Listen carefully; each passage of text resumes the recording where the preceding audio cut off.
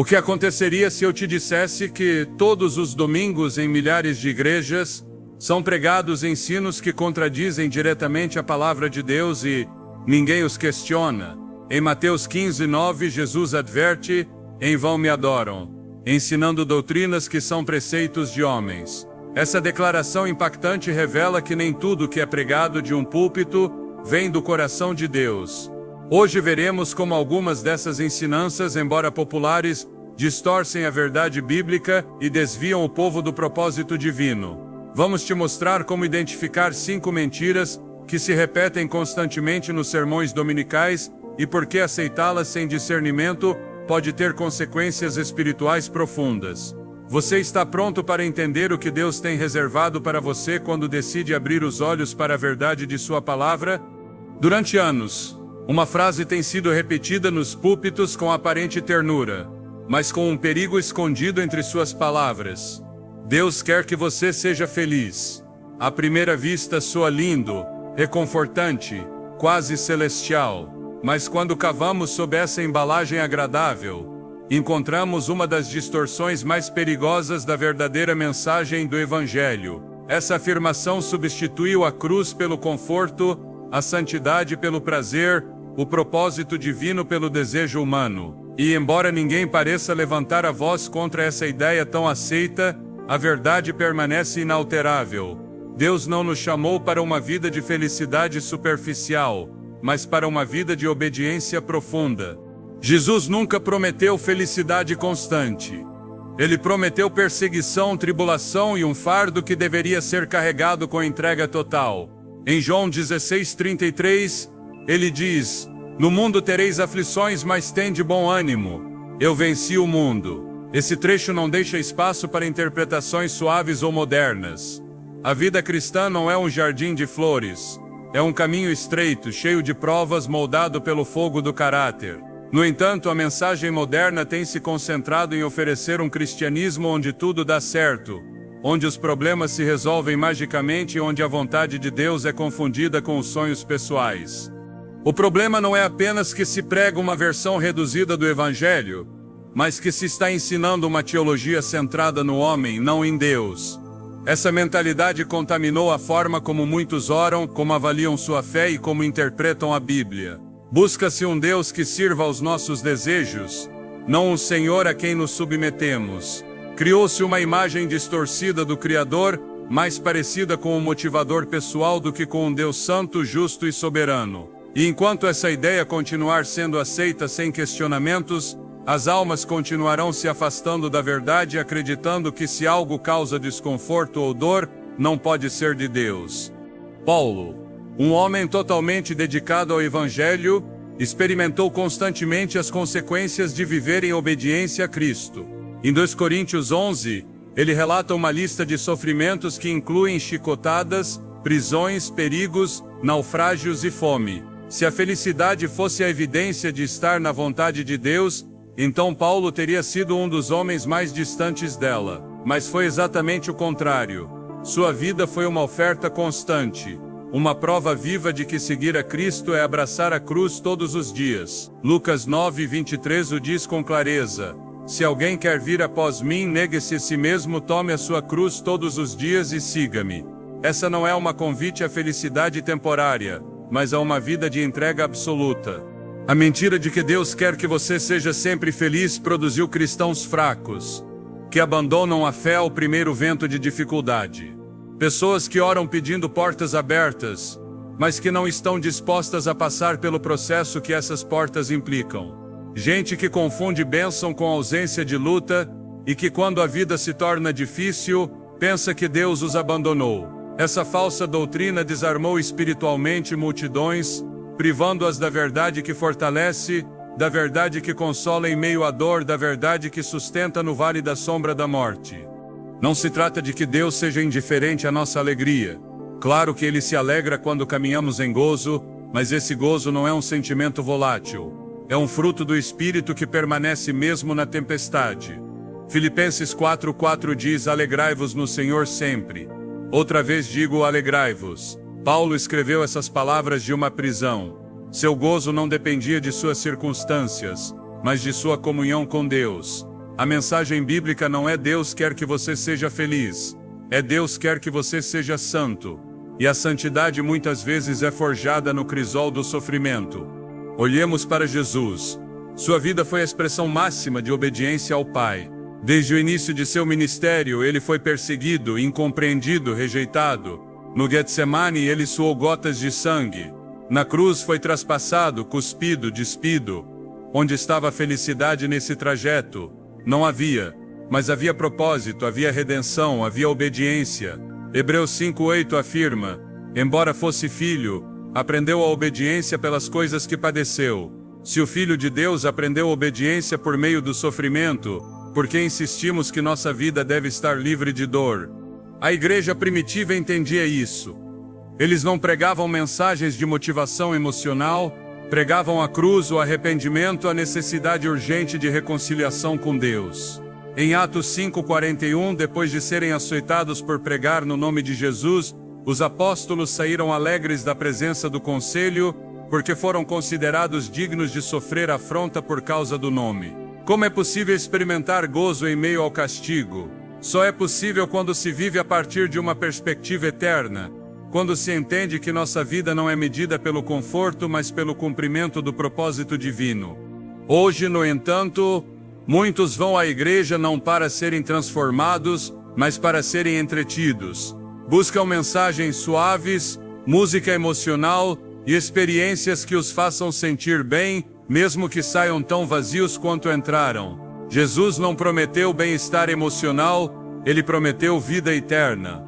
E essa vida eterna implica negar-se a si mesmo, morrer para o pecado e viver conforme a vontade do Pai. Romanos 12:1-2 nos exorta: rogo-vos, pois, irmãos, pela compaixão de Deus, que apresenteis os vossos corpos como sacrifício vivo, santo e agradável a Deus, que é o vosso culto racional. Não vos conformeis com este século, mas transformai-vos pela renovação da vossa mente. Esse chamado não tem nada a ver com felicidade passageira, tem a ver com rendição total. É importante entender que a felicidade que o mundo oferece é temporária, efêmera e condicionada. Depende do que você tem, do que sente, do que conquista. Mas o gozo que vem de Deus nasce do entendimento de que somos filhos amados, redimidos e guiados por um propósito eterno. Isaías 43:2 declara: quando passares pelas águas estarei contigo, e quando pelos rios eles não te submergirão. Deus não diz que evitará que passemos pelas águas. Ele promete estar conosco no meio delas. Essa é a essência do verdadeiro evangelho, a presença de Deus em meio à dor, não a ausência da dor. O engano de um Deus que só quer nos fazer felizes anestesiou o coração de muitos. Gerou crentes frustrados que, ao não terem seus sonhos ou desejos materiais realizados, se afastam, acreditando que Deus falhou com eles. Mas Deus não falha. O que falha é a doutrina que lhes foi ensinada. Uma fé baseada em expectativas humanas sempre colapsará, mas uma fé baseada na palavra permanecerá firme. Salmo 119:89 nos lembra: para sempre, ó Senhor, a tua palavra está firmada nos céus. O que Deus disse não muda com as modas nem com os desejos mutáveis do coração humano. Há pessoas que perderam tudo, que passaram por doenças, que enterraram entes queridos, que atravessaram crises econômicas, e mesmo assim permanecem firmes com lágrimas nos olhos, mas com convicção na alma. Por quê? Porque sua fé não está fundamentada em uma falsa promessa de felicidade, mas na verdade de um Deus fiel que opera mesmo quando não o entendemos. Jó, em meio ao seu sofrimento, disse: ainda que ele me mate, nele esperarei. Jó 13:15. Essa é a fé que Deus honra, uma fé que não depende das circunstâncias, mas da certeza de seu caráter. Precisamos voltar à mensagem pura do Evangelho, não aquela que lisonjeia, mas a que confronta, não aquela que entretém, mas a que transforma, não aquela que acomoda, mas a que sacode. Jesus não veio para fazer todos se sentirem bem, ele veio para dividir, para remexer, para purificar. Em Mateus 10:34 ele declara: não penseis que vim trazer paz à terra. Não vim trazer paz, mas espada. Essas palavras nos obrigam a revisar nossas crenças. a nos perguntar se o que cremos realmente vem de Deus ou de uma versão diluída do cristianismo. O amor de Deus não se manifesta apenas quando tudo vai bem. Às vezes ele se revela com maior clareza nos momentos mais escuros, porque é ali que descobrimos que ele é suficiente. Quando tudo falha, ele permanece. Quando o mundo desmorona, sua palavra segue de pé. 2 Coríntios 4,17 nos lembra que nossa leve e momentânea tribulação produz em nós um peso eterno de glória, muito mais excelente. O sofrimento não é uma interrupção do plano de Deus, é parte do plano. Um plano que não busca nos tornar confortáveis, mas santos. Não podemos continuar pregando que Deus é um gênio da lâmpada que existe para realizar nossos desejos. Devemos proclamar que Ele é o Senhor soberano, digno de obediência e reverência. Devemos lembrar que o caminho para a vida eterna é marcado pela renúncia, pela perseverança e pela fé inabalável. Se continuarmos alimentando uma fé emocional sem raízes profundas, seguiremos perdendo gerações inteiras que abandonam a fé ao primeiro tropeço. O cristianismo autêntico não se mede por quão feliz você é, mas por quanto você se parece com Cristo. E Cristo foi um varão de dores, experimentado no sofrimento. Sua vida foi um constante dar, um constante servir, um constante amar até o fim. Se queremos segui-lo, devemos estar dispostos a caminhar por onde ele caminhou. E isso muitas vezes implica deixar para trás nossos desejos para abraçar sua vontade. Hoje mais do que nunca, precisamos de uma igreja que pregue a verdade, ainda que incomode. Uma igreja que eleve sua voz não para agradar ao ouvinte, mas para agradar ao Criador. Uma igreja que não tema dizer que a felicidade não é o objetivo final, mas a santidade. Porque somente quando vivemos para agradar a Deus, encontramos o verdadeiro gozo, aquele que não depende do externo, mas que brota de uma relação íntima com o Pai. Cristo não morreu para que tenhamos uma vida fácil. Ele morreu para que tenhamos vida eterna. E essa vida começa aqui, em meio às nossas lutas, quando decidimos tomar a cruz e segui-lo. Porque nesse caminho, embora difícil, encontramos o verdadeiro descanso da alma. Não um descanso artificial baseado em emoções, mas um descanso profundo baseado na certeza de que estamos caminhando de mãos dadas com o Deus verdadeiro. Você está realmente disposto a viver essa verdade? Um dos enganos mais sutis e perigosos que se infiltraram na pregação moderna é a ideia de que a Deus não importa como você vive, porque seu amor tudo cobre, tudo tolera e tudo justifica. Esse pensamento, embora envolto em uma linguagem aparentemente compassiva e reconfortante, é uma distorção que anula a essência do arrependimento e transforma a graça em uma desculpa para continuar pecando. Sob esse falso evangelho, a santidade se torna opcional, a obediência se torna ultrapassada, e o pecado deixa de ser pecado para se tornar uma fraqueza humana compreensível. Mas a Escritura não respalda essa ideia. A palavra de Deus é clara e direta: não se pode amar a Deus e continuar vivendo em rebelião contra a sua vontade. O problema com essa mentira é que ela começa com uma verdade parcial: Deus é amor. Ninguém pode negar essa afirmação, pois está escrita em 1 João 4,8.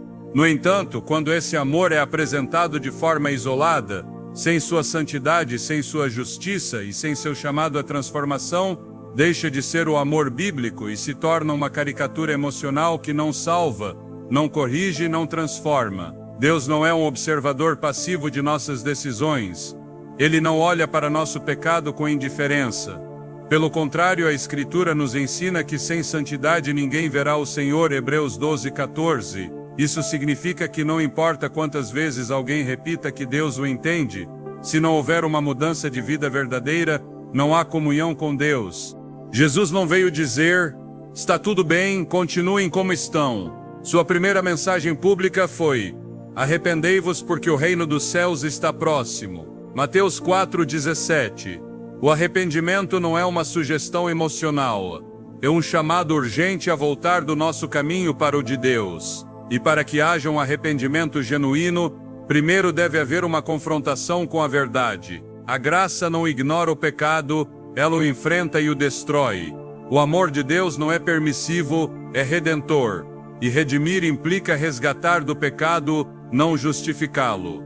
Quando se prega que não importa como você vive, Está se dizendo às pessoas que elas podem abraçar a Cristo sem deixar o mundo, que podem servir a dois senhores, que podem ser templos do Espírito Santo sem limpar seu interior. Mas o próprio Jesus advertiu que ninguém pode servir a dois senhores, Mateus 6:24. O apóstolo João também disse sem rodeios: aquele que diz que permanece nele deve andar como ele andou. 1 João 2:6. Não há espaço para uma vida dupla. Não há espaço para uma fé sem fruto. Não há espaço para um cristianismo que não crucifica a carne.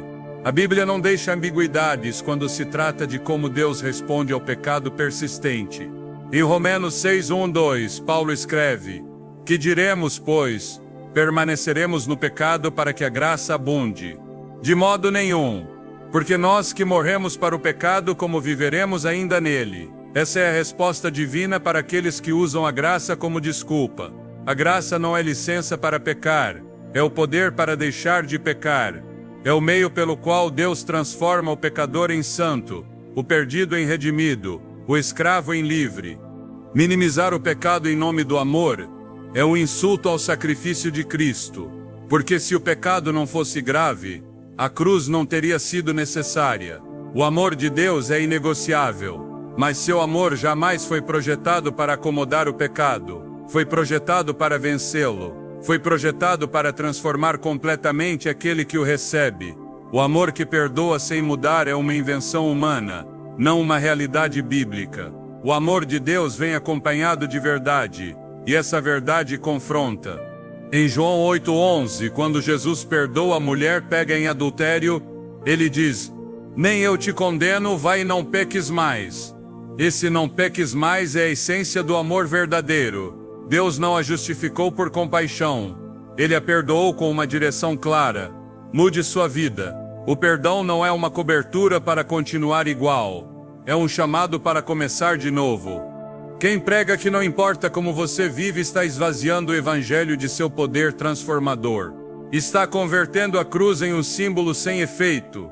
Está produzindo discípulos sem cruz, crentes sem conversão e seguidores sem rendição. O resultado é uma igreja sem santidade com aparência de piedade, mas negando sua eficácia. 2 Timóteo 3:5 adverte exatamente sobre isso. Tendo aparência de piedade, mas negando o poder dela. Essa é a igreja que se acomoda ao pecado porque teme perder frequentadores. A igreja que prioriza encher cadeiras em vez de formar discípulos.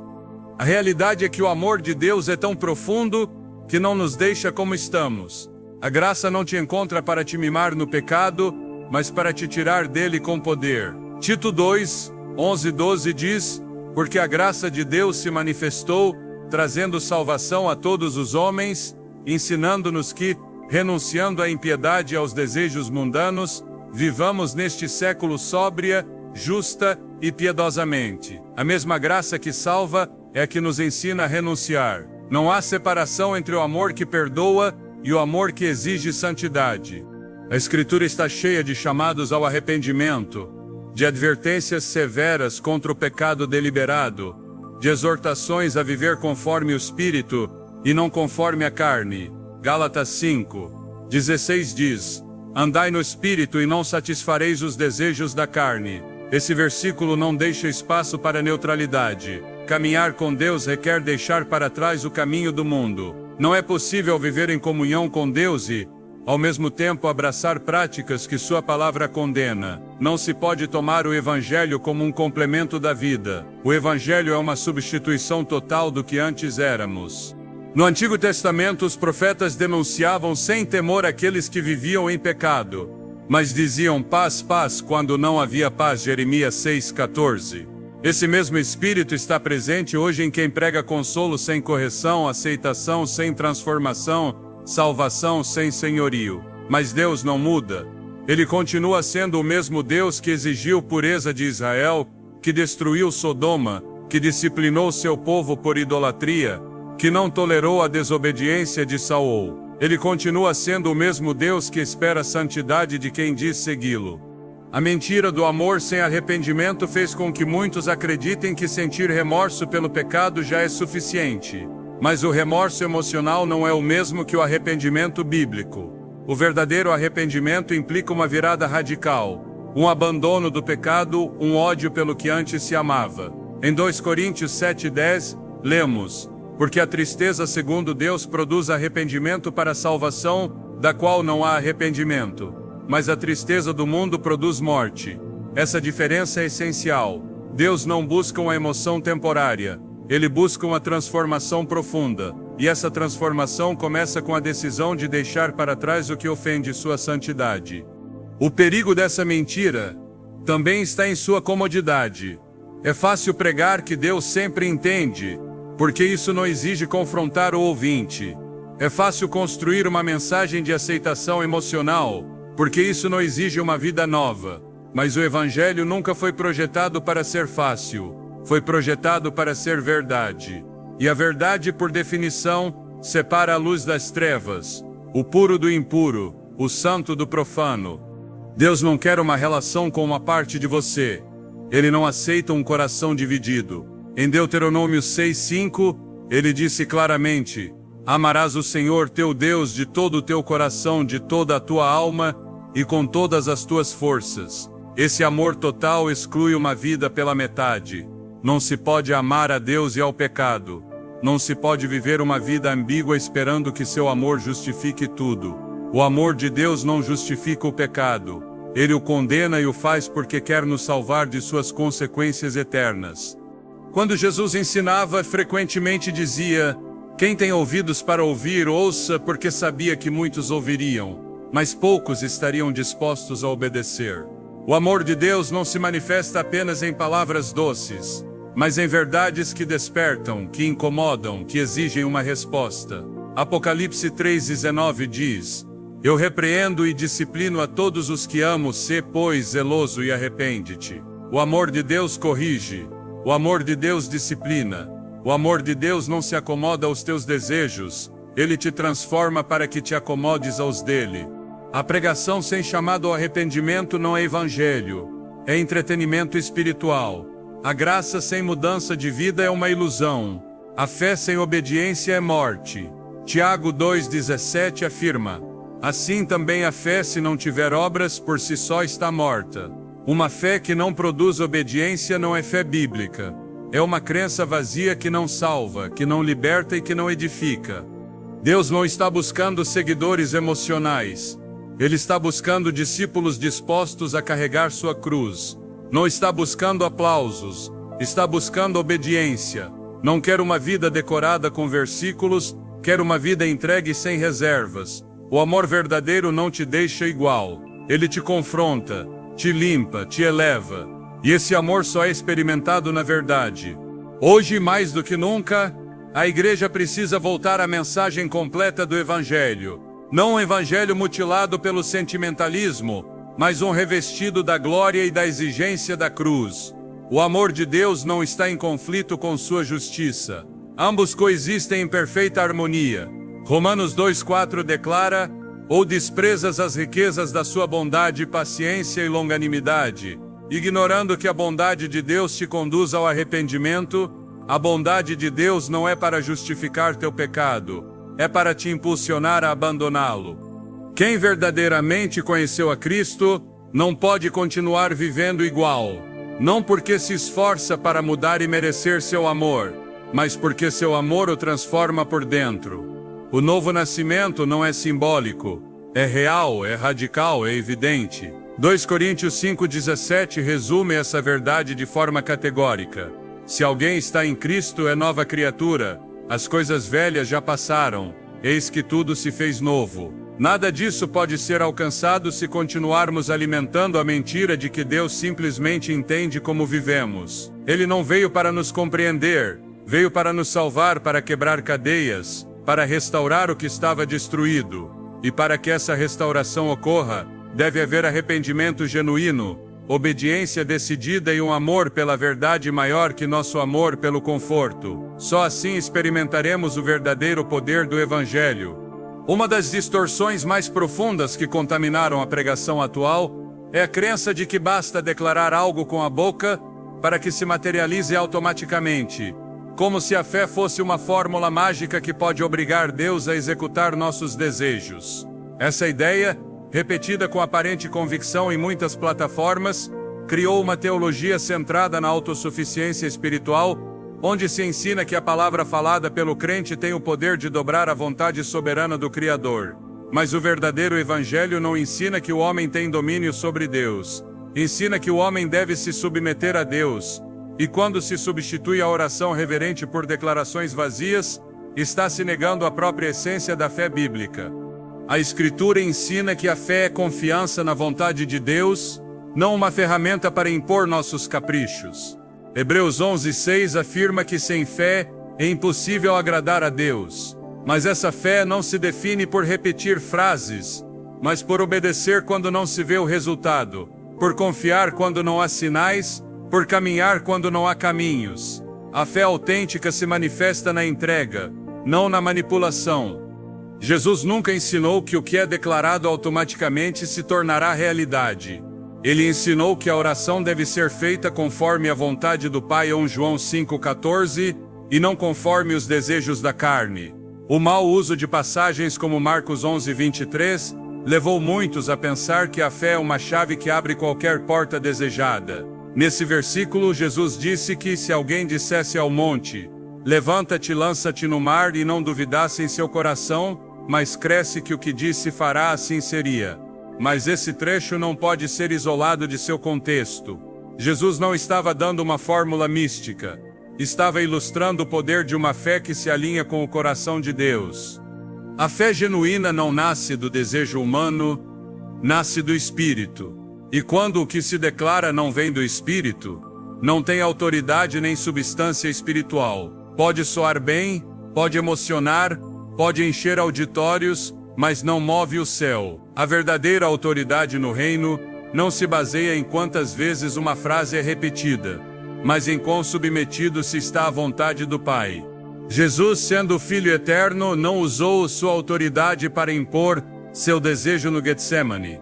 Ele disse: Pai, se possível, passe de mim este cálice, todavia não seja como eu quero, mas como tu queres. Mateus 26:39. Essa é a expressão máxima da fé, reconhecer que a vontade de Deus é superior à nossa, e que mesmo quando dói, o melhor que podemos fazer é nos render. O que hoje é pregado como fé, muitas vezes, não é mais que uma cobertura para a ambição humana disfarçada de espiritualidade. Em Tiago 4:3, somos confrontados com essa verdade. Pedes e não recebeis, porque pedes mal para esbanjar em vossos prazeres. A fé que busca consumo pessoal não é fé, é cobiça. A fé que exige de Deus não é fé, é manipulação. A fé que se baseia em decretar resultados materiais não é uma expressão de confiança, mas uma declaração de independência. Deus não é o executor de nossos planos. Ele é o autor do único plano que realmente importa, e nossa oração deve se alinhar a esse plano, não pretender redesenhá-lo. O Evangelho nunca foi projetado para que o homem o adaptasse a seus desejos. Foi revelado para que o homem adaptasse sua vida a Deus. Quando se ensina que declarar prosperidade, saúde ou sucesso garante sua manifestação, está se plantando uma semente de frustração inevitável, porque nem tudo que o crente deseja lhe será concedido. E quando isso acontece, se sua fé está baseada em declarações e não em obediência, sua fé se abala.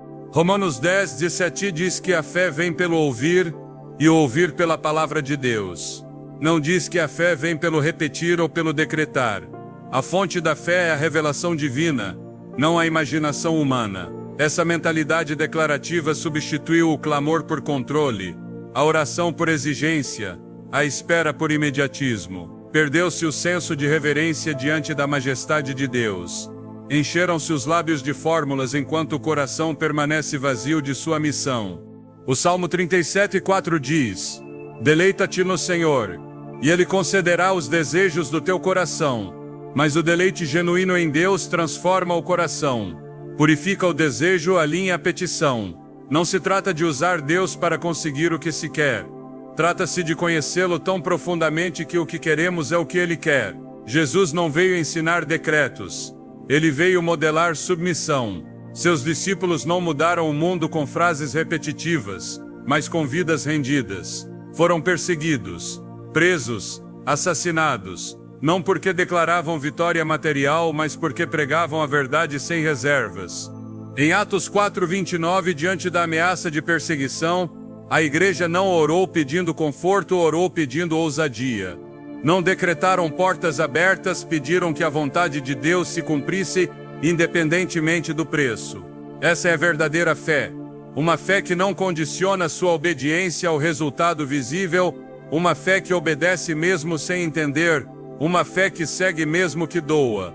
Muitos foram ensinados a confessar o que querem, como se essa confissão obrigasse o céu a responder. Mas Provérbios 19:21 diz: muitos são os planos no coração do homem, mas o propósito do Senhor permanecerá.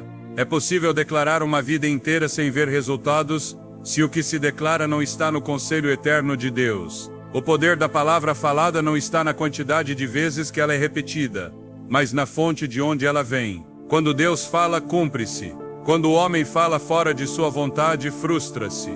Esse tipo de ensino também trivializou a cruz, transformou o sofrimento em algo que deve ser evitado a todo custo, quando na verdade o sofrimento tem sido, desde o princípio, parte essencial do caminho cristão. Filipenses 1:29 afirma: porque vos foi concedido por amor de Cristo não apenas crer nele, mas também sofrer por ele. Não se trata de buscar a dor, mas de entender que muitas vezes o plano de Deus inclui processos difíceis que não podem ser evitados com declarações humanas. Quem compreendeu isso não busca mudar as circunstâncias, busca ser transformado nelas. O problema com essa doutrina é que ela apresenta uma imagem incompleta de Deus, ensinando que Deus existe para servir, não para ser servido, que Deus reage à voz do homem, em vez de o homem responder à voz de Deus. Essa inversão de papéis é profundamente antibíblica. Desde o princípio, Deus é quem chama, quem dirige, quem corrige, quem ordena. O crente é quem deve ouvir, obedecer, submeter-se e confiar. Em Isaías 55:8-9, o Senhor declara: porque os meus pensamentos não são os vossos pensamentos, nem os vossos caminhos os meus caminhos. Como os céus são mais altos que a terra, assim são os meus caminhos mais altos que os vossos caminhos. Essa declaração fecha qualquer pretensão de usar nossas palavras para dirigir Deus. A oração não é um lugar para manipular o céu, é o altar onde a vontade do homem morre para que a vontade de Deus viva. É ali que os desejos se alinham, onde as intenções se purificam, onde o coração é treinado. A fé não se mede pelo que se declara, mas pelo que se obedece. Não se pode construir uma vida espiritual sobre frases de motivação disfarçadas de promessas. Toda promessa que não está enraizada na revelação bíblica é apenas um eco vazio, incapaz de sustentar a alma no dia mau. Jesus ensinou que tudo o que pedirmos ao Pai em seu nome, Ele o concederá. Mas essa expressão, longe de ser uma fórmula, é uma declaração de alinhamento. Pedir em seu nome não significa apenas usar seu nome ao final de uma oração, significa pedir conforme seu caráter, sua vontade e seu plano. Em 1 João 5,14, está estabelecido com clareza. E esta é a confiança que temos nele, que se pedirmos alguma coisa segundo a sua vontade, ele nos ouve. O foco está na vontade de Deus, não no desejo do crente. Qualquer ensino que desloque esse princípio é uma falsificação da mensagem original. O crente maduro não declara o que quer, ele discerne o que Deus quer e se submete. Não fala para impor, fala para se alinhar.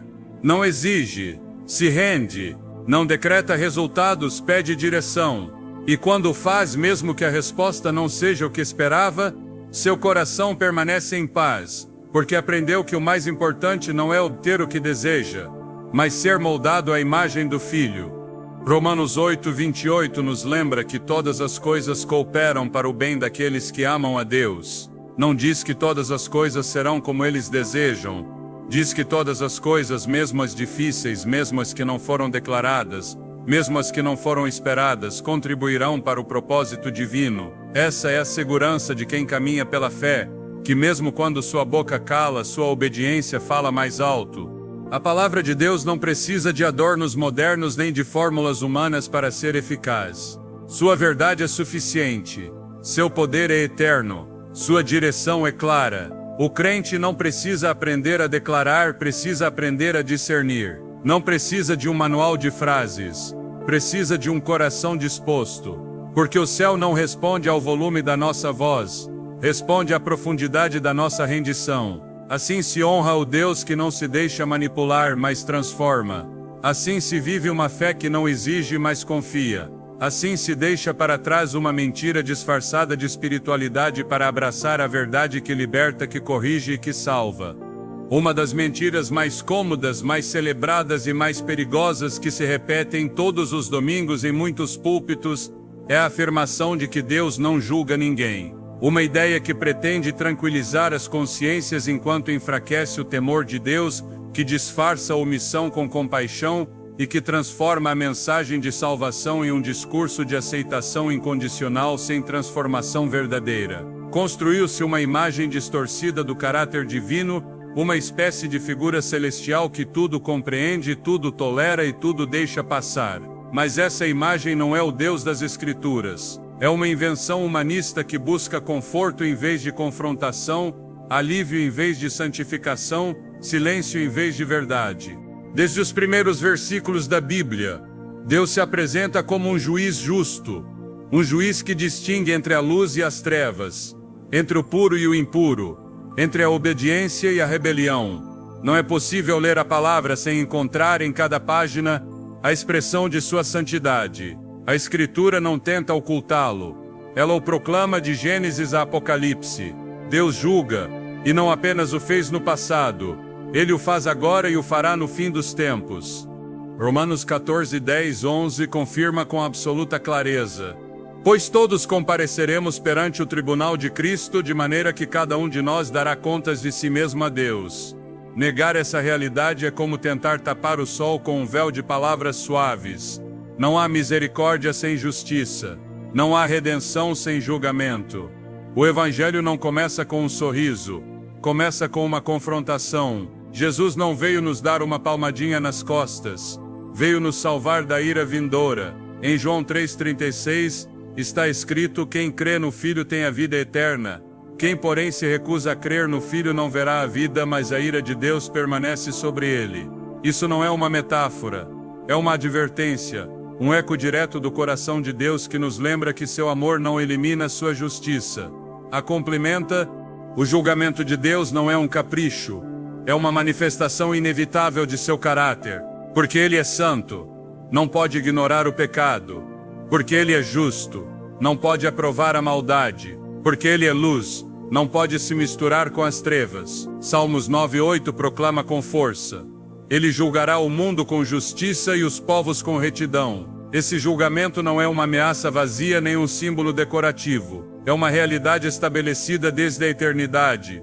Uma certeza espiritual que nenhuma mensagem contemporânea pode suavizar sem perder fidelidade à verdade. Quem ensina que Deus não julga o faz sob o disfarce do amor. Dizem que falar de julgamento afasta as pessoas, que mencionar o castigo eterno fere a sensibilidade moderna. Que advertir sobre o inferno não tem mais lugar no século XXI. Mas a mensagem de Jesus foi exatamente essa: um chamado urgente ao arrependimento, porque o julgamento é iminente. Em Lucas 13:3, ele declara sem rodeios: se não vos arrependerdes, todos igualmente perecereis. E ele repete como se soubesse que o coração humano tenderia a ignorá-lo. Se Jesus, cheio de graça e verdade, não temeu falar do julgamento, como é possível que muitos hoje o ocultem como se fosse um erro de interpretação? O julgamento de Deus não é uma ideia secundária. É o cenário onde se revela a magnitude de sua misericórdia. Porque só quem compreende a profundidade de sua culpa pode apreciar o valor do perdão. Se eliminarmos o julgamento, esvaziamos a cruz de seu poder. Se não há condenação, não há necessidade de redenção. Se Deus não julga, então Cristo morreu em vão. Hebreus 9:27 estabelece um princípio inabalável. Está ordenado aos homens que morram uma só vez, e depois disso vem o julgamento. Esse julgamento não é simbólico, não é uma avaliação emocional, nem uma cerimônia figurativa. É uma realidade espiritual que aguarda cada ser humano, sem exceção, sem demora, sem erro. Há quem confunda a paciência de Deus com permissividade, mas a paciência divina não é sinal de fraqueza, é uma oportunidade de salvação. 2 Pedro 3,9 explica essa verdade com precisão. O Senhor não retarda a sua promessa, ainda que alguns a julguem demorada, pelo contrário, Ele é longânimo para convosco, não querendo que nenhum pereça, senão que todos cheguem ao arrependimento. A paciência não elimina o julgamento, ela o adia com propósito, mas ele chegará. E quando chegar, nenhum argumento emocional, nenhuma desculpa doutrinária, nenhuma frase moderna poderá evitá-lo. Será justo, será definitivo, será eterno. A Bíblia está repleta de episódios em que Deus executa seu julgamento, não como uma reação impulsiva, mas como uma resposta justa à desobediência persistente. O dilúvio nos tempos de Noé, o fogo sobre Sodoma e Gomorra, as pragas sobre o Egito, a destruição de Jerusalém. Cada um desses eventos foi precedido por advertências, por chamados ao arrependimento, por oportunidades de retificação. Mas o julgamento chegou, não porque Deus falhou, mas porque os homens rejeitaram sua graça. E assim será também nos dias vindouros. Apocalipse 20, 12 e 13 descreve uma cena que ainda está por vir. Vi os mortos, grandes e pequenos, de pé diante de Deus, e foram julgados cada um segundo as suas obras. Negar essa verdade não a apaga. Ignorá-la não a anula. Silenciá-la não a enfraquece. Deus julgará não porque seja severo, mas porque é justo. Julgará não porque queira destruir, mas porque quer purificar. Julgará não porque lhe falte amor, mas porque seu amor não é cego. É um amor que salva, mas também corrige. Um amor que restaura, mas também disciplina. Um amor que abraça, mas também exige uma resposta. O evangelho sem julgamento é um evangelho sem cruz, porque a cruz é o lugar onde o julgamento de Deus e seu amor se encontraram, onde a santidade divina exigiu justiça, e o Filho a satisfez com seu sangue. Romanos 3,25 nos lembra que Deus exibiu Cristo como propiciação para manifestar sua justiça. Não foi apenas um ato de compaixão, foi uma demonstração de que o pecado não fica impune. O preço foi pago, não ignorado, não esquecido, pago com sangue. Se o julgamento não existisse, o sacrifício de Jesus não teria sentido. O crente não deve temer o julgamento se foi coberto pelo sangue do Cordeiro, mas deve viver com a consciência de que sua vida será examinada. 2 Coríntios 5,10 declara com solenidade: porque é necessário que todos nós compareçamos perante o tribunal de Cristo, para que cada um receba segundo o que tiver feito enquanto no corpo, seja bom ou seja mau. Não se trata de viver sob terror, mas sob reverência. Não se trata de angústia, mas de responsabilidade espiritual. O temor de Deus não paralisa, purifica, não oprime e ordena, não esmaga, guia. Muitos mudaram a mensagem por conveniência.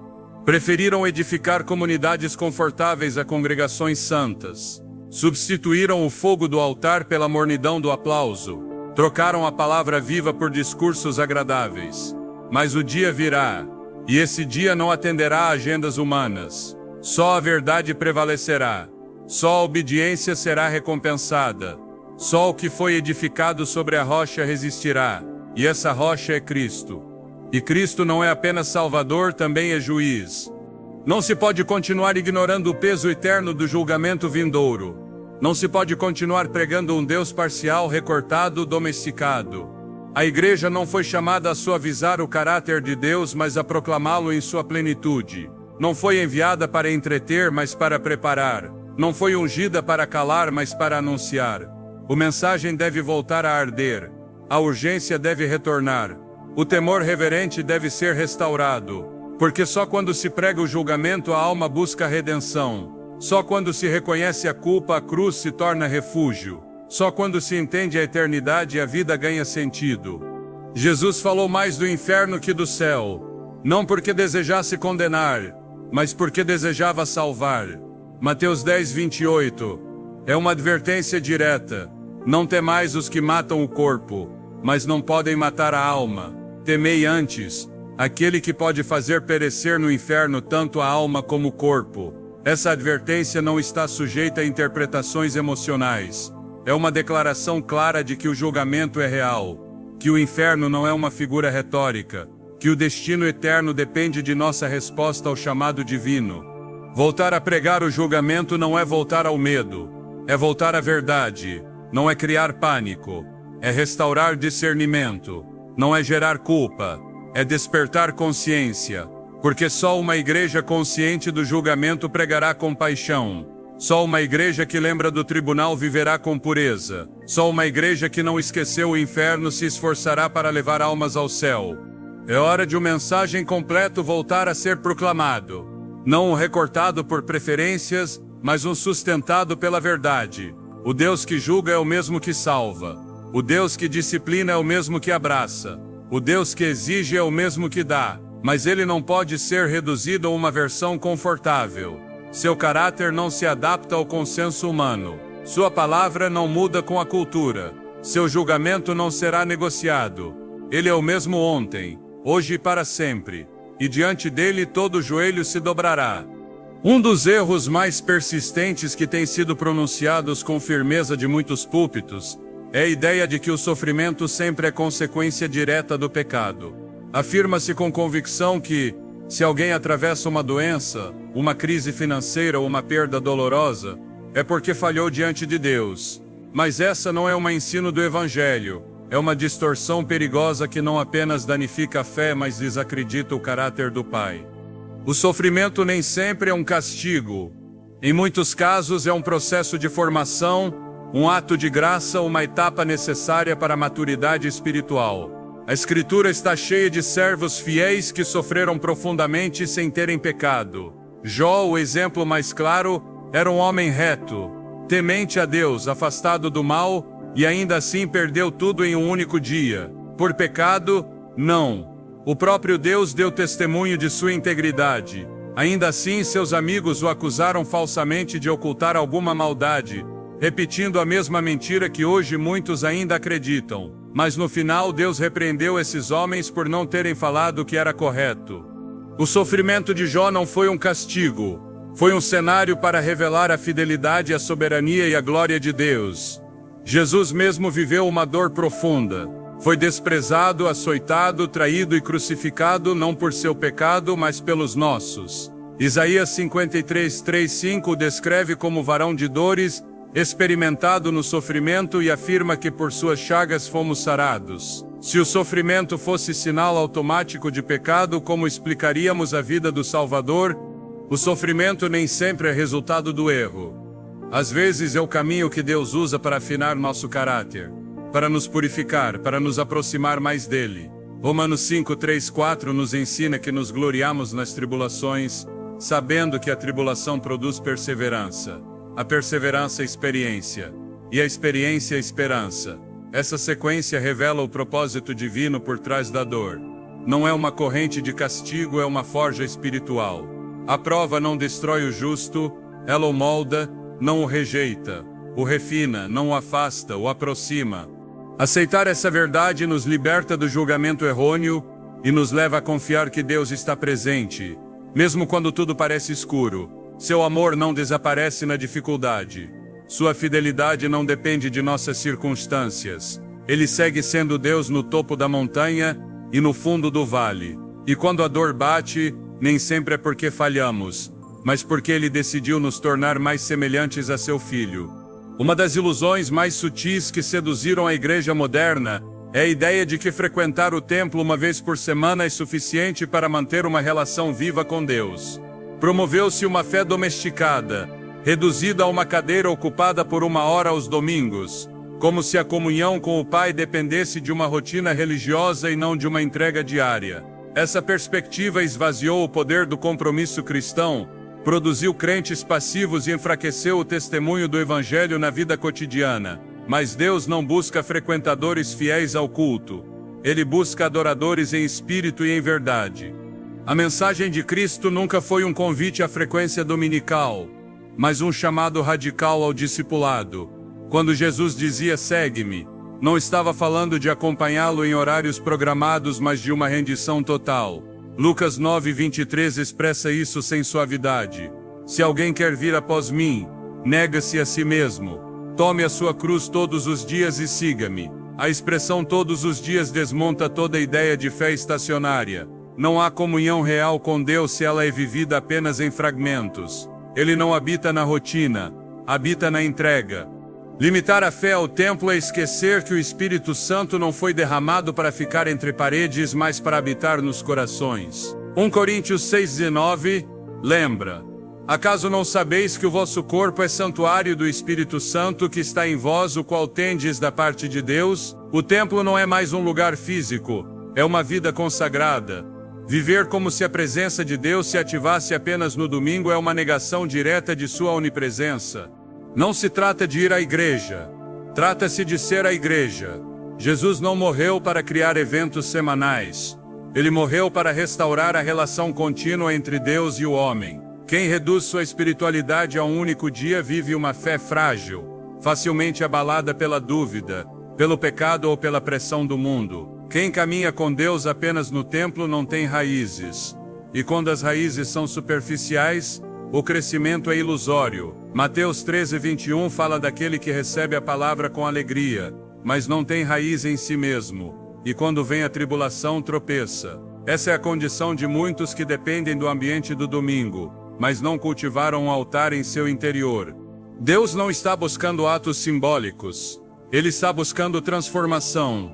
Não quer apenas canções cantadas. Quer decisões rendidas. Não está esperando que enchamos um espaço físico. Está esperando que entreguemos todo o coração. Em Romanos 12:1, Paulo clama: rogo-vos, pois, irmãos, que apresenteis os vossos corpos como sacrifício vivo, santo e agradável a Deus, que é o vosso culto racional. Esse sacrifício não tem horário, não tem recinto, não tem aplauso, exige apenas obediência constante, fidelidade silenciosa, devoção contínua. Reduzir a fé ao domingo é como tentar alimentar o corpo apenas uma vez por semana. Não resiste, não se sustenta, se enfraquece. Uma fé que não se alimenta todos os dias se torna rotina, e uma rotina sem fogo se transforma em religião sem vida. Cristo veio acender um fogo que arde sem se apagar, não uma vela que se acende uma vez por semana. Algo mais perigoso que uma mentira dita uma vez é uma mentira repetida tantas vezes que ninguém mais a reconhece como tal. Não porque se tornou verdade, mas porque conseguiu anestesiar o discernimento. Quando o erro se disfarça de compaixão, de fé, de liberdade ou de amor, ele se infiltra sem resistência. O mais alarmante não é que se digam mentiras de um púlpito, o mais alarmante é que o povo de Deus deixou de examiná-las à luz da palavra. E quando isso acontece, a verdade perde seu corte, a igreja perde sua voz, e o evangelho perde sua glória. A maior tragédia não é que se pregue uma doutrina errada, mas que ela seja ouvida sem discernimento, aceita sem confrontação e repetida sem convicção. Porque o problema não é apenas o que se diz, é também o que se cala. É a omissão da correção, o silêncio diante da heresia, a passividade frente à falsificação da mensagem. Paulo não apenas repreendia o erro, ele repreendia também aqueles que o toleravam. Em Gálatas 1:6-9, ele foi enfático: ainda que um anjo do céu pregasse um evangelho diferente, seja anátema. Não há margem para adaptações convenientes. Não há espaço para versões diluídas. Hoje, mais do que nunca, precisamos de uma geração que volte a amar a verdade mais que a aceitação, que tema a Deus mais que a rejeição, que prefira a confrontação que produz vida à comodidade que adormece. Precisamos de vozes que não tremam ao dizer o que arde no coração de Deus, mesmo que isso signifique ir contra a corrente religiosa, porque o verdadeiro perigo não está no mundo, está nos templos que já não refletem a cruz, está nos altares onde já não se prega o arrependimento, está nos líderes que preferem entreter a edificar. Mas há esperança, sempre há, porque Deus nunca fica sem remanescente.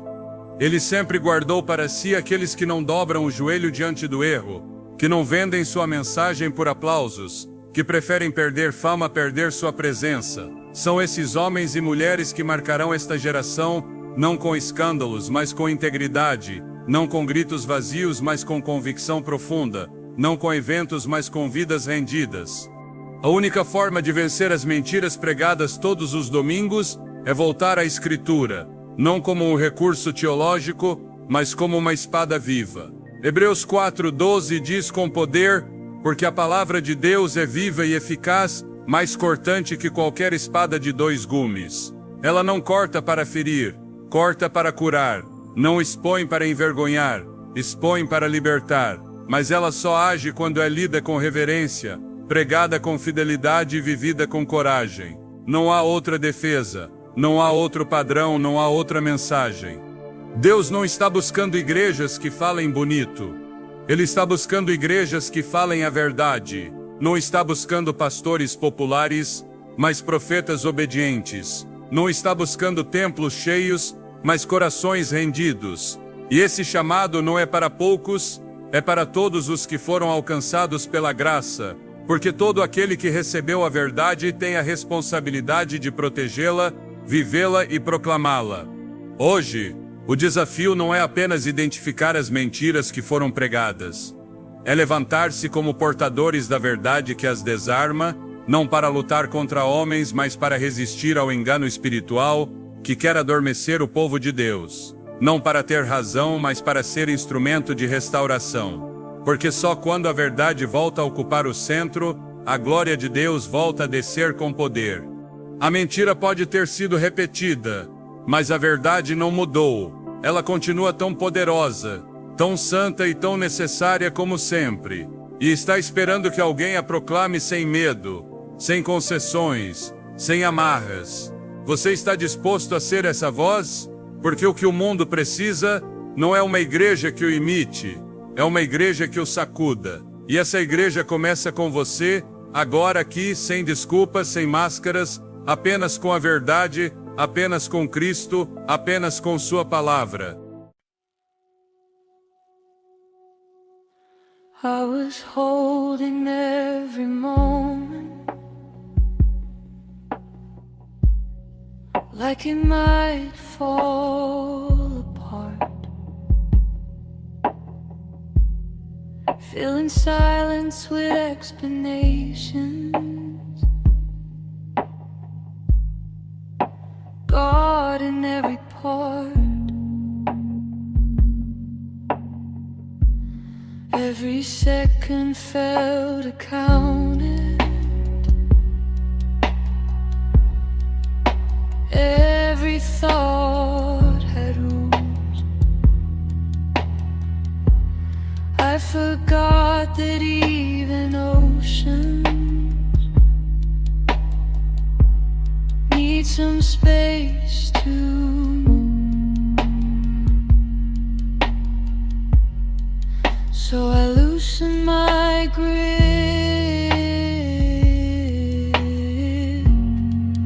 and the noise grew thin. I needed breathing room, not an answer, not a cure, just space to feel what's true. No fixing, no proof,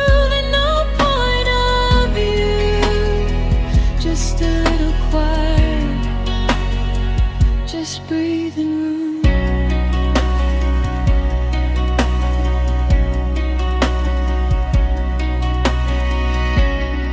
I step back from the questions,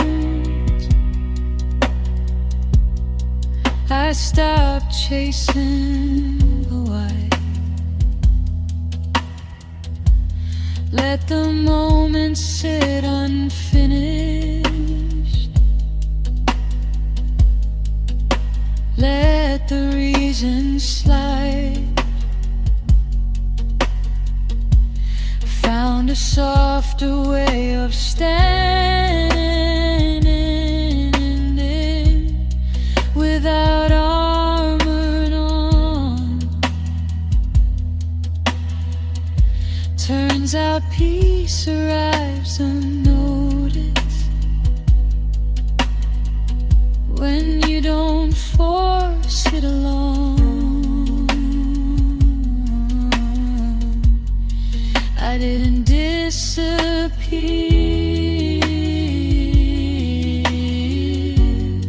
I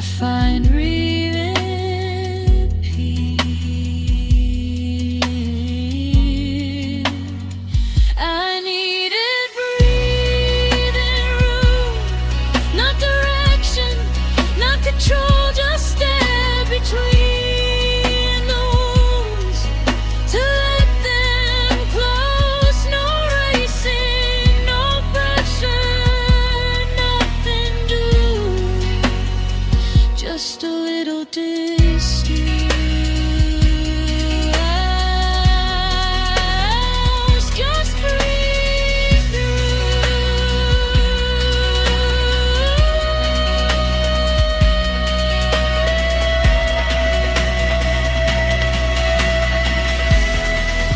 Maybe healing is louder. Maybe strength is letting go. Maybe life was never asking for more than what we know. I found breathing room inside the pause between what I felt and what I caused. No labels, no timelines, no truth to prove. Just being human. In breathing.